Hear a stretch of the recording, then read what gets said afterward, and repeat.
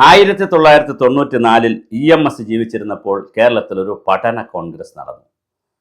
ചരിത്രത്തിൽ ആദ്യമായി നടന്ന പഠന കോൺഗ്രസ് CPM അങ്ങനെ നടത്തിയപ്പോൾ എല്ലാവർക്കും വലിയ പ്രതീക്ഷയും ആകാംക്ഷയാണ് നൽകിയത്. ഇതാ പഠന കോൺഗ്രസ്സിൽ ഒരുപാട് കാര്യങ്ങൾ വരുന്നു. അതിൽ കേരള ശാസ്ത്ര സാഹിത്യ പരിഷത്തും പുരോഗമന സലാഹത്ത് സംഘവും യുക്തിവാദി സംഘവും ഇടതുപക്ഷത്തെ നേതാക്കളും സർവീസ് സംഘടനകളും അധ്യാപക സംഘടനകളും എല്ലാവരും കൂടി ഡോക്ടർ തോമസ് ഐസക്കിൻ്റെയും MP പരമേശ്വരൻ്റെയും അടക്കമുള്ള ബുദ്ധിജീവികൾ ഡോക്ടർ ഇക്ബാലിൻ്റെയും RVG മേനോൻ്റെയും പ്രൊഫസർ MK പ്രസാദിൻ്റെയും അതുപോലെ തുടങ്ങിയിട്ടുള്ള കുഞ്ഞിക്കണ്ണൻ്റെയും KP കണ്ണൻ്റെയും അങ്ങനെ തുടങ്ങി കേരളത്തിലുള്ള അന്ന് ജീവിച്ചിരുന്നതും ഇപ്പോഴും ജീവിച്ചിരിക്കുന്നതും മരിച്ചുപോയതുമായിട്ടുള്ള ആളുകളുടെ എല്ലാവരുടെയും ബൗദ്ധിക മണ്ഡലമായി ഒരു പഠന കോൺഗ്രസ് നടന്നു. ഞാനുമൊക്കെ അതിനകത്ത് പോയി പങ്കെടുക്കുകയും ഇത് വലിയ സംഭവമാണെന്ന് വിചാരിക്കുകയും ചെയ്തു അന്ന്. പക്ഷേ ഞാൻ പങ്കെടുത്തു എന്ന് പറഞ്ഞാൽ ഔപചാരികമായ ഡെലിഗേറ്റ് ആയിരുന്നില്ല, പക്ഷേ അതിൻ്റെ ഒരു സഹയാത്രികനായിരുന്നു. പക്ഷേ എന്താ സംഭവിച്ചത്? പിന്നെ കേരളത്തിൽ ഒന്നും സംഭവിച്ചില്ല. അതിനുശേഷം 2005 പിന്നെ കുറേ കാലം ഇത് നടന്നില്ല. ഓരോ 5 വർഷം കൂടുമ്പോഴോ 3 വർഷം കൂടുമ്പോഴോ ഒക്കെ നടത്തുമെന്ന് പറഞ്ഞാലും പിന്നെ നടന്നില്ല. 2005 പിന്നെ നടന്നത്. 2011 നടന്നു, 2016 നടന്നു, 2021 കോവിഡ് കാരണം നടത്തിയില്ല. പിന്നെ അവർ കുഞ്ഞു പരിപാടികളൊക്കെ നടത്തി. ഇപ്പോഴിതാ അടുത്ത തള്ളുമായി വന്നിരിക്കുകയാണ്. ഫെബ്രുവരി 21, 22 തീയതികളിൽ തിരുവനന്തപുരത്ത് വെച്ചാണ് അടുത്ത പഠന കോൺഗ്രസ്. ഇതിൻ്റെ പത്രസമ്മേളനം MA ബേബിയും തോമസ് ഐസക്കും നടത്തി. എന്തിനാണ് ഇങ്ങനെ ഒരു അധര വ്യായാമം? ഈ വ്യായാമം കൊണ്ട് ഐസക്കിൻ്റെ പേരൊന്ന് വർദ്ധിക്കും, ഐസക്കിന് കുറച്ചുകൂടി ഒരു വിസിബിലിറ്റി കിട്ടും.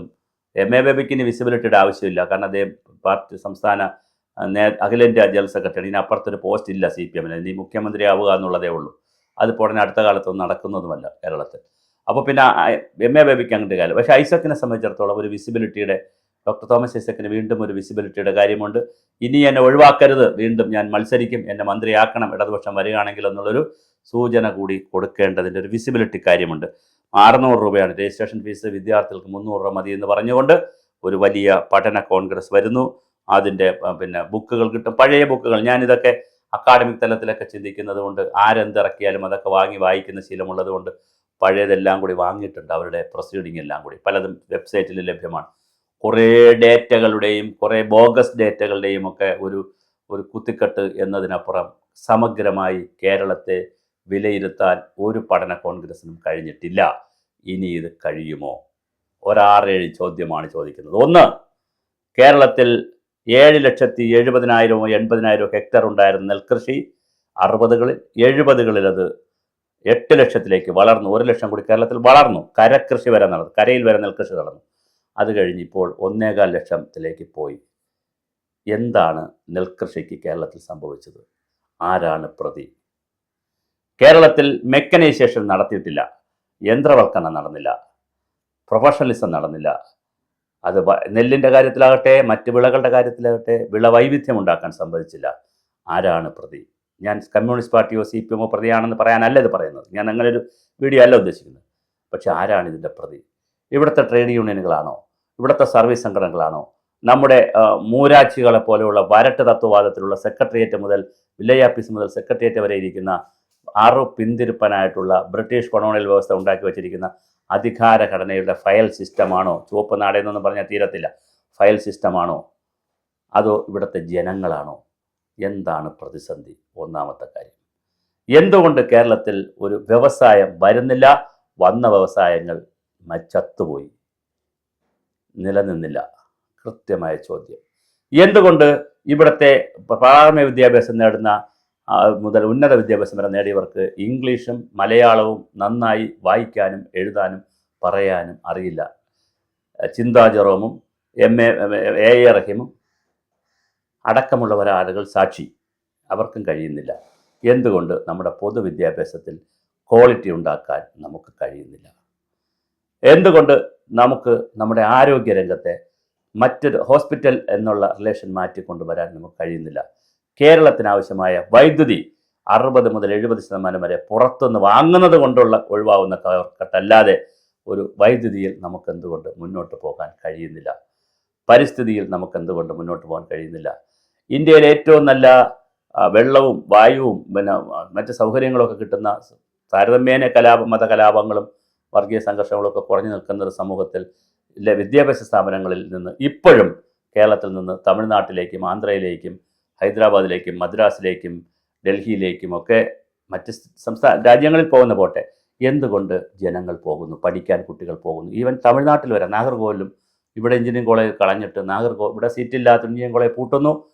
അസിസ്റ്റന്റ് പ്രൊഫസർമാരും പെറോട്ട അടിക്കാൻ പോകുന്നു, അല്ലെങ്കിൽ സ്വിഗ്ഗിയിലും സൊമാറ്റോയിലും പോകുന്നു. ആ സമയത്ത് കുട്ടികൾ നാഗർകോവിലുള്ള കോളേജുകളിൽ പോയി പഠിക്കുന്നു, അല്ലെങ്കിൽ കന്യാകുമാരിയുടെ കോളേജുകളിൽ പഠിക്കുന്നു. തിരുനെൽവേലി ഡിസ്ട്രിക്റ്റിൽ എന്താണ് ഇവിടെ സംഭവിക്കുന്നത്? ഇത് ചർച്ച ചെയ്യുമോ? 1,00,000 കോടി രൂപ വിദേശത്തു നിന്ന് വരുന്നത് എന്തെങ്കിലും ക്രിയാത്മകം ഉപയോഗിക്കുമോ? ഇതൊരു ചോദ്യമുണ്ട്. ഈ ചോദ്യം CPM-ന്റെ പഠന കോൺഗ്രസിൽ ഉയരുമോ? അതോ എം വി ഗോവിന്ദൻ പറയുന്നത് പോലെ ഭരണം വേറെ, പഠന കോൺഗ്രസ് വേറെ, പിന്നെ ഭരണവും പഠന കോൺഗ്രസുമായിട്ട് യാതൊരു ബന്ധവുമില്ല, ഞങ്ങൾ ഭരണത്തിൽ വന്നാൽ അതൊന്നും നടപ്പിലാക്കാനല്ല, ഇത് ഞങ്ങളൊരു എക്സർസൈസിന് വേണ്ടി ഒരു എക്സർസൈസ് ചെയ്യുന്നു, ഈ ഇലക്ഷൻ അടുക്കുമ്പോൾ ആൾ കൂട്ടണമല്ലോ എല്ലാ കാര്യത്തിലും. അപ്പോൾ ഈ അക്കാഡമിക് ആളുകളെ ഒന്ന് കൂട്ടാനുള്ള, അവർക്ക് 2 ദിവസം 3 ദിവസം വന്ന് ഒന്ന് പരസ്പരം കണ്ട് അതുവരെ ചെയ്ത കാര്യങ്ങളൊക്കെ ഒന്ന് റിഫ്രഷ് ചെയ്യാനുള്ള ഒരു വേദിയായി ഇത് മാറുമോ? ഇതാണ് ഒരു CPM പറയേണ്ട ഒരു മറുപടി. കോൺഗ്രസും ഇതുപോലെ ജനുവരിയിലാണെന്ന് തോന്നുന്നു, അവർ ജനുവരി ആയിപ്പോൾ ജനുവരി മാസങ്ങളിൽ അവരും വിഷൻ 2026 എന്നൊക്കെ പറഞ്ഞുകൊണ്ടുള്ള പഠന കോൺഗ്രസ് പോലുള്ള സമ്മേളനങ്ങളും കോൺക്ലേവുകളും നടത്താൻ തയ്യാറായി നിൽക്കുന്നു. അവരോടും ഇതേ ചോദ്യം ചോദിക്കുകയാണ്. അടുത്ത് BJP വികസിത കേരളം, വികസിത തിരുവനന്തപുരം, വികസിത വിഴിഞ്ഞം, വികസിതം എന്ന് പറഞ്ഞ് BJP നിൽക്കുന്നുണ്ട്. അവരും പിന്നെ പ്രധാനമന്ത്രി വന്ന് കോർപ്പറേഷന് വേണ്ടി വിഷൻ ഡോക്യുമെന്റ് ഇറക്കുന്നത് പോലെ തന്നെ സംസ്ഥാനത്തിനും ഒരു വിഷൻ ഡോക്യുമെന്റ് ഇറക്കും.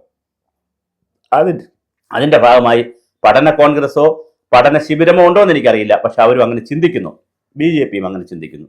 എന്ന് പറഞ്ഞാൽ വരാനിരിക്കുന്ന ഇലക്ഷന് മുമ്പേ പ്രമുഖമായിട്ടുള്ള 3 പാർട്ടികളും CPM-ഉം കോൺഗ്രസും BJPയും കേരളത്തെ വികസിപ്പിച്ച് സ്വപ്നതുല്യമായ സ്വർഗരാജ്യമാക്കാനുള്ള എല്ലാ പഠന പരിപാടികളും വിഷൻ ഡോക്യുമെന്റുകളും ഇറക്കുകയാണ്. ഇതും ഭരണവുമായി എന്തെങ്കിലും ബന്ധമുണ്ടാകുമോ? ഒന്നാമത്തെ ചോദ്യം. രണ്ടാമത്തെ ചോദ്യം, റിയലിസ്റ്റിക്കായി എന്താണ് കാര്യകാരണ സഹിതം ഇതിനെ വിലയിരുത്തുമോ എന്നുള്ളതാണ് ചോദ്യം. ഉപരിപ്ലവമായി കാര്യങ്ങൾ പറയാതെ കേരള മാതൃക എന്നൊക്കെ പറഞ്ഞ് അഗ്നിപർവ്വതത്തിൻ്റെ മുകളിൽ കയറിയിരുന്നുകൊണ്ട് അടിയിൽ ചൂടടിക്കുമ്പോഴും മുകളിലോട്ട് നോക്കിയിട്ട് കൊള്ളാമാശാനെ എന്ന് പറയുന്ന ഒരു രീതിയുണ്ട്. ആ രീതിയിൽ കേരളം മാതൃകയാണെന്ന് പറയുമ്പോൾ അകത്ത് സംഭവിക്കുന്ന ആ കുഴപ്പം നമ്മൾ ചർച്ച ചെയ്യുമോ? അതിൻ്റെ പ്രതികളെ കണ്ടെത്തുമോ? അതിൻ്റെ പരിഹാരമുണ്ടാക്കുമോ? അങ്ങനെ ഒരു ഡയഗ്നോസിസ് നടത്തുമോ എന്നുള്ളതാണ് കേരള സമൂഹം ഇവരോട് എല്ലാവരോടും ചോദിക്കുന്നത്.